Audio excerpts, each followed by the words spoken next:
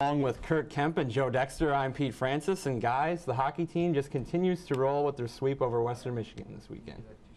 Yeah, it was a real fantastic series, and Joe, I think you'll agree with me. Yeah, of course.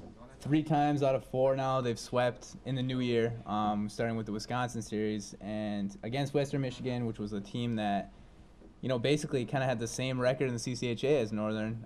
It's big. It's a big sweep because they move up ahead Western Michigan in the standings in the CCHA, and we always talk about this. A guy like Walt Kyle, it's a second-half team for Northern Michigan. Yeah, and one of the things, too, talking about the second half there is that, Walt's always trying to win in the third period. Every single time he says, I want to win in the third period. Well, that was a problem for him this weekend.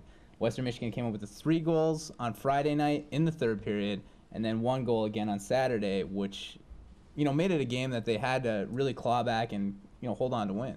Yeah, this is true. And you look at the guys that Kyle has brought in, big guys like Mark Oliver, big sophomores, and we talk about sophomore pressure. Mark Oliver had 1 goal, 3 assists on Friday, an assist on Saturday, and they're just starting to click, the sophomores. Yeah, and more on those sophomores, too. Gregor Hansen, one of the forwards, he's had a fantastic, real year. I think his expectations might have been a little bit high coming in. But, last weekend, 3 assists on Friday. He didn't score on Saturday, but then we've also got Eric Gustafson, the 3 assists Friday, and he had 2 again on Saturday. And that's not bad from a defenseman. He's leading the team in assists as a defenseman. I believe he's second in points. And he's been a really big reason why this team has dug themselves out of holes, starting with Wisconsin earlier in the year. And more on those sophomores, too. I think Jared Brown, with his face-offs, he's leading the team in the face-offs. 1, I think, attempted as well. So, Jared Brown, a sophomore, really kind of stepping up for the Wildcats, too. And the defense played not as well as they wanted to, but are they going to be able to play without T.J. Miller all year, you think? I mean, that's the difficulty. That's what we look at. Blake Cosgrove, a senior, he's come in and he's stepped up and he's done pretty well. I believe he had at least 1 assist over the weekend. But, they're really going to have to step up with the loss of Miller. And this time of the year, a lot of great CCHA action going on this weekend. We face Bowling Green, 9-16 and 13 points in the CCHA. What do you think about this matchup? Well, it's a team that's coming off of 3 straight losses in the CCHA. That's never easy.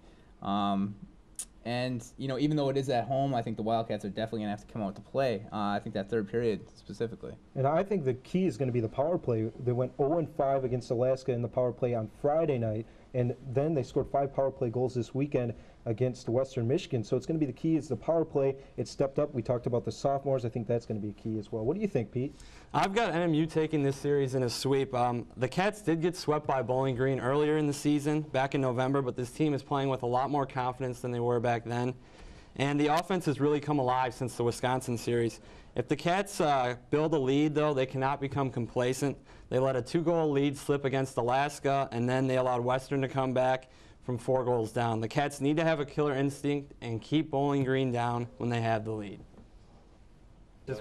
Let's take a break, and we'll return. We'll have the highlights of the women's basketball team against Grand Valley State. I'm Mark Rennerlick from Montreal, Canada, and big up to Cat Chat. So go check it out on YouTube, everywhere.